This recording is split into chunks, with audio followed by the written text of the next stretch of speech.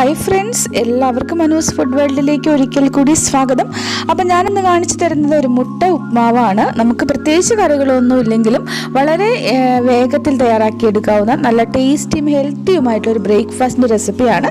നമുക്ക് പെട്ടെന്ന് തന്നെ വീഡിയോയിലേക്ക് പോകാം. അതിനു മുൻപ് സബ്സ്ക്രൈബ് ചെയ്യാത്ത കൂട്ടുകാർ ആരെങ്കിലും കാണുന്നുണ്ടെങ്കിൽ ഒന്ന് സബ്സ്ക്രൈബ് ചെയ്ത് കൂടെ വരുന്ന ആ ബെൽ ബട്ടണും കൂടി ഒന്ന് പ്രസ് ചെയ്ത് ചാനൽ ഒന്ന് സപ്പോർട്ട് ചെയ്യാനായിട്ട് മറന്നു പോലെ കേട്ടോ.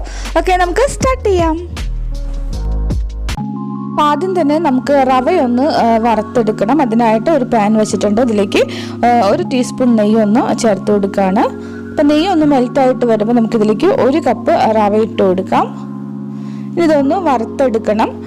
ലോ ഫ്ലെയിമിൽ ഒരു 5 മിനിറ്റ് നന്നായിട്ടൊന്ന് ഇളക്കി കൊടുക്കുക. ഇതിൻ്റെ കളറൊന്നും മാറേണ്ട കാര്യമില്ല. റവ നന്നായിട്ട് എല്ലാ ഭാഗവും ഒരുപോലെ ഒന്ന് ചൂടായി വന്നാൽ മതിയാവും. അപ്പോൾ ലോ ഫ്ലെയിമിൽ 5 മിനിറ്റ് വറുത്തെടുക്കുക കേട്ടോ.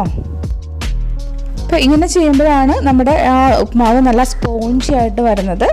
അപ്പോൾ നമ്മൾ ഒരു 5 മിനിറ്റ് നന്നായിട്ട് വറുത്തെടുത്തിട്ടുണ്ട്. നന്നായി ചൂടായി വന്നിട്ടുണ്ട്. കളറൊന്നും മാറിയിട്ടില്ല. നമുക്കിത് വേറൊരു പാത്രത്തിലേക്ക് മാറ്റി വയ്ക്കാം.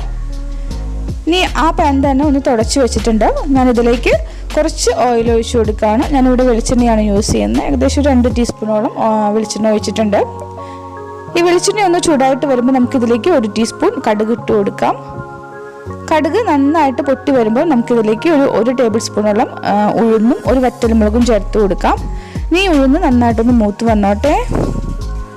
ഉഴുന്നൊന്ന് മൂത്ത് വരുമ്പോൾ നമുക്കിതിലേക്ക് ഒരു ചെറിയ കഷ്ണം ഇഞ്ചി ചെറുതായിട്ട് അരിഞ്ഞത് ചേർത്ത് കൊടുക്കാം. ഇഞ്ചി ചേർക്കുമ്പോൾ ശ്രദ്ധിക്കണം, വളരെ ചെറിയ കഷ്ണം വേണം നമ്മൾ യൂസ് ചെയ്യാനായിട്ട്.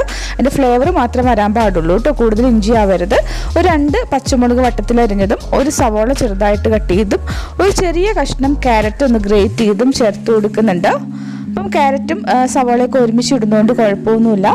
നമുക്കിതിലേക്ക് ആവശ്യത്തിനുള്ള ഉപ്പ് ചേർത്ത് കൊടുക്കാം. അപ്പം നമ്മൾ ഈ സവോളയ്ക്കും ക്യാരറ്റിനും മാത്രമുള്ള ഉപ്പാണ് ചേർത്ത് കൊടുത്തിട്ടുള്ളത്. ഹൈ ഫ്ലെയിമിൽ ഒരു 2 മിനിറ്റ് നമുക്കൊന്ന് വഴറ്റിയെടുക്കാം. ആ ക്യാരറ്റ് അങ്ങ് വെന്തുടഞ്ഞു പോവേണ്ട കാര്യമൊന്നുമില്ല. അതുപോലെ തന്നെ സവോള തീരെ അങ്ങ് വഴണ്ടു പോവേണ്ട കാര്യമില്ല. അതുകൊണ്ടാണ് ഒരുമിച്ചിട്ടത് കേട്ടോ. അപ്പോൾ 2 മിനിറ്റ് നന്നായിട്ടൊന്ന് വഴറ്റിയെടുത്താൽ മതി. ഹൈ ഫ്ലെയിമിൽ തന്നെ ഇട്ട് വഴറ്റാം. അപ്പോൾ ക്യാരറ്റ് അങ്ങ് നല്ല ഫ്രഷ് ആയിട്ട് തന്നെ ഇരിക്കുകയും ചെയ്യും. അത്യാവശ്യം ഒന്ന് വെന്ത് കിട്ടുകയും ചെയ്യും. അപ്പോൾ ഇതാ ഒരു 2 മിനിറ്റ് കഴിഞ്ഞിട്ടുണ്ട്. നമ്മുടെ ക്യാരറ്റും സവോളയൊക്കെ ആവശ്യത്തിന് വഴണ്ടി വന്നിട്ടുണ്ട്. ഇനി നമുക്കിതിലേക്ക് ഒരു 3 മുട്ടയൊന്ന് പൊട്ടിച്ചൊഴിക്കാം. ഇനി ഞാൻ ഇതിലേക്ക് കുറച്ച് ഉപ്പ് ചേർത്ത് കൊടുക്കുകയാണ്. ഈ മുട്ടയിലേക്ക് ആവശ്യത്തിനുള്ള ഉപ്പാണ് ചേർത്ത് കൊടുക്കുന്നത്. കുറച്ച് മതി കേട്ടോ. കൂടെ തന്നെ ഓരോ നുള്ളു വീതം കുരുമുളകിൻ്റെ പൊടിയും കൂടി ചേർത്ത് കൊടുക്കുന്നുണ്ട്. ശേഷം പതുക്കെ എല്ലാം കൂടി ഒന്ന് മിക്സ് ചെയ്തെടുക്കാം. അപ്പം നമ്മൾ മുട്ട മിക്സ് ചെയ്യാൻ നേരത്ത് ആദ്യം ഇതുപോലെ ഒന്ന് ഒട്ടിപ്പിടിക്കുന്ന ഒരു പരുവാണ് വരിക. കുഴപ്പമില്ല. ഒരു മീഡിയം ഫ്ലെയിമിലിട്ട് നന്നായിട്ടൊന്ന് ഇളക്കി കൊടുക്കാം. അപ്പോൾ അത് പാനിൽ നിന്ന് വിട്ട് വരുന്ന ഒരു പരുവത്തിലേക്ക് എത്തും. ആ മുട്ട ഒന്ന് ഡ്രൈ ആയിട്ട് വരുന്നത് വരെ നമ്മളൊന്ന് ഇളക്കി കൊടുക്കണം കേട്ടോ. അപ്പോൾ ഇതാ പെട്ടെന്ന് തന്നെയാവും, അധികം സമയം എടുക്കൊന്നുമില്ല. അപ്പോൾ ഇതാ പാനിൽ നിന്ന് വിട്ട് വരുന്ന ഒരു പരുവായിട്ടുണ്ട്. ആ മുട്ടയൊക്കെ ഒന്ന് ഡ്രൈ ആയിട്ടുണ്ട്. നമുക്ക് ഈ ഒരു മുട്ടയുടെ കൂട്ട് വേറൊരു പ്ലേറ്റിലേക്ക് മാറ്റി വയ്ക്കാം. ഇനി നമുക്ക് ഇതേ പാൻ തന്നെ, കഴിവൊന്നും വേണ്ട, ഇതേ പാൻ തന്നെ ഒന്ന് വീണ്ടും ഗ്യാസിലേക്ക് വെക്കുകയാണ്. നമുക്കിതിലേക്ക് 1 കപ്പ് വെള്ളം ഒഴിച്ചു കൊടുക്കാം. കറക്റ്റ് 1 കപ്പ് റവയ്ക്ക് 1 കപ്പ് വെള്ളമാണ് നമ്മൾ എടുക്കുന്നത് കേട്ടോ. നമുക്ക് ഈ വെള്ളത്തിലേക്ക് ആവശ്യത്തിനുള്ള ഉപ്പ് ചേർത്ത് കൊടുക്കാം. അപ്പോൾ നമ്മൾ സ്റ്റെപ്പായിട്ടാണ് ഉപ്പ് ചേർത്തത്. അപ്പം നമുക്ക് തെറ്റാതിരിക്കാൻ വേണ്ടിയാണ് അങ്ങനെ ചെയ്തത്. ഇനി നമുക്ക് ഒരു നുള്ള് മഞ്ഞൾപ്പൊടിയും കൂടി ഇതിലേക്ക് ഇട്ട് ചേർത്ത് കൊടുക്കാം. ഒരു ചെറിയൊരു കളർ കിട്ടാൻ വേണ്ടിയിട്ടാണ്. അപ്പോൾ മഞ്ഞൾപ്പൊടിയുടെ ഒരു കുത്ത് കൂടുതലായിട്ട് വേണ്ട, ഒരു നുള്ള് മതിയാവും. അതുകൂടെ തന്നെ 1 ടീസ്പൂൺ നെയ്യും കൂടി ചേർത്ത് കൊടുക്കുന്നുണ്ട്. നല്ലൊരു ഫ്ലേവറാണ്. ഇനി നമുക്ക് ഒരു 2 കറിവേപ്പിൻ്റെ ഇലയും കൂടി ചേർത്തിട്ട് ഈ വെള്ളം നന്നായി വെട്ടി തിളയ്ക്കുന്നത് വരെ ഒന്ന് വെയിറ്റ് ചെയ്യാം. ആ വെള്ളം ഇവിടെ നന്നായി തിളച്ചു തുടങ്ങിയിട്ടുണ്ട്. ഇനി നമുക്ക് തീ ഒന്ന് കുറച്ച് വെച്ച ശേഷം റവ ചേർത്ത് കൊടുക്കാം.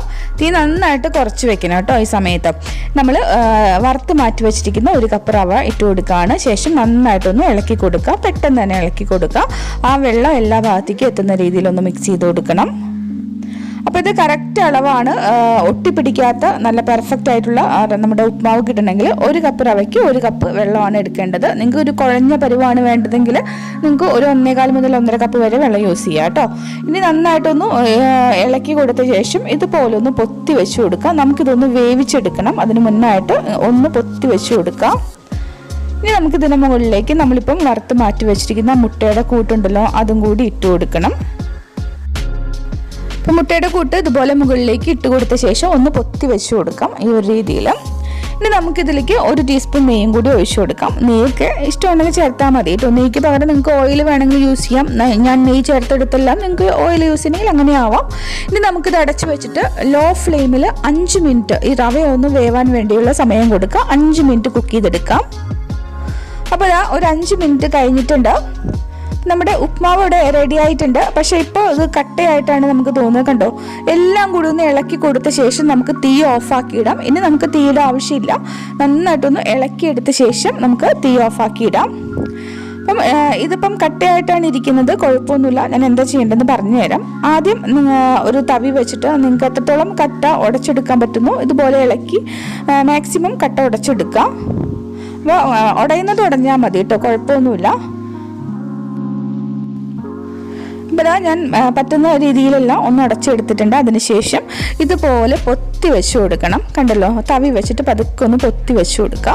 ഇനി നമുക്കിത് അടച്ചു വയ്ക്കുക. ഒരു 10 മിനിറ്റ്, ഇത് തണുക്കാൻ വേണ്ടി ഒരു 10 മിനിറ്റ് നമുക്കൊന്ന് മാറ്റി വയ്ക്കാം. അതിനുശേഷം തുറന്ന് നോക്കുമ്പോൾ നല്ല സോഫ്റ്റായിട്ട് ഇരിക്കും കേട്ടോ. കാണിച്ചു തരാം. കണ്ടല്ലോ, 10 മിനിറ്റ് കഴിയുമ്പോൾ നമ്മൾ അതൊന്ന് തണുത്ത് തുടങ്ങുമ്പോൾ പിന്നീട് നമുക്ക് ഉടയ്ക്കേണ്ട കാര്യമൊന്നുമില്ല. തുറന്നിങ്ങനെ ഒന്ന് ഇളക്കി കൊടുത്താൽ മതി. നല്ലതായിട്ട് അത് വിട്ട് തന്നെ ഉടഞ്ഞുടഞ്ഞ് വന്നോളും. അപ്പോൾ കാണുമ്പോൾ തന്നെ മനസ്സിലാവുന്നില്ല, നല്ല പെർഫെക്റ്റ് ആയിട്ടാണ് വന്നിട്ടുള്ളത്. നല്ല ഒട്ടിപ്പിടിക്കാത്ത നല്ല സോഫ്റ്റ് ആയിട്ടുള്ള നമ്മുടെ മുട്ട വെച്ചിട്ടുള്ള ഉപ്മാവാണ്. പ്രത്യേകിച്ച് കറികളൊന്നും ഇല്ലെങ്കിലും ഈ ഒരു ഉപ്മാവ് കഴിക്കാം. 2 പപ്പടം കൂടി ഉണ്ടെങ്കിൽ സൂപ്പറായിട്ടോ. അടിപൊളിയല്ലേ? നല്ല ടേസ്റ്റി ആയിട്ടുള്ള റെസിപ്പിയാണ്. വളരെ ഈസി ആയിട്ട് ചെയ്തെടുക്കാവുന്ന, കുട്ടികൾക്കൊക്കെ ഒത്തിരി ഇഷ്ടപ്പെടുന്ന ഹെൽത്തി ആയിട്ടുള്ള ഒരു ബ്രേക്ക്ഫാസ്റ്റാണ്. കൂട്ടുകാരെല്ലാവരും ഒന്ന് ട്രൈ ചെയ്ത് നോക്കണം. എല്ലാവർക്കും ഇഷ്ടപ്പെട്ടിട്ടുണ്ടാവുമെന്ന് കരുതാണ്. ഇഷ്ടപ്പെട്ടാൽ ഒന്ന് ലൈക്ക് ചെയ്യാനും നിങ്ങളുടെ അഭിപ്രായങ്ങൾ കമൻറ്റ് ബോക്സിലൂടെ അറിയിക്കാനും മറക്കരുത്. നിങ്ങളുടെ കൂട്ടുകാർക്കും കൂടി ഈ വീഡിയോ ഒന്ന് ഷെയർ ചെയ്ത് കൊടുത്ത് നമ്മളെ സപ്പോർട്ട് ചെയ്യാനും കൂടി ഒന്ന് ശ്രദ്ധിക്കണം കേട്ടോ. അപ്പോൾ ഒന്നും കൂടി ഓർമ്മിപ്പിക്കുകയാണ്, സബ്സ്ക്രൈബ് ചെയ്യാത്ത കൂട്ടുകാർ ഇനിയും കാണുന്നുണ്ടെങ്കിൽ ഒന്ന് സബ്സ്ക്രൈബ് ചെയ്ത് കൂടെ വരുന്ന ബെൽ ബട്ടണും കൂടി ഒന്ന് പ്രസ് ചെയ്ത് ചാനൽ ഒന്ന് സപ്പോർട്ട് ചെയ്തേക്കണേ. അപ്പോൾ ഒരു കാര്യം കൂടി, നിങ്ങൾക്ക് നല്ല നാടൻ കറികളും മറ്റ് റെസിപ്പീസൊക്കെ അറിയണമെങ്കിൽ ഞാൻ വേറൊരു ചാനലും കൂടി എനിക്കുണ്ട്. റെസിപ്പീസ് ഇൻ മലയാളം എന്ന ചാനലാണ്. അതും കൂടി ഒന്ന് കണ്ട് സബ്സ്ക്രൈബ് ചെയ്ത് സപ്പോർട്ട് ചെയ്യണം കേട്ടോ. അപ്പോൾ അതിൻ്റെ ലിങ്ക് ഞാൻ ഡിസ്ക്രിപ്ഷൻ ബോക്സിലിടാം.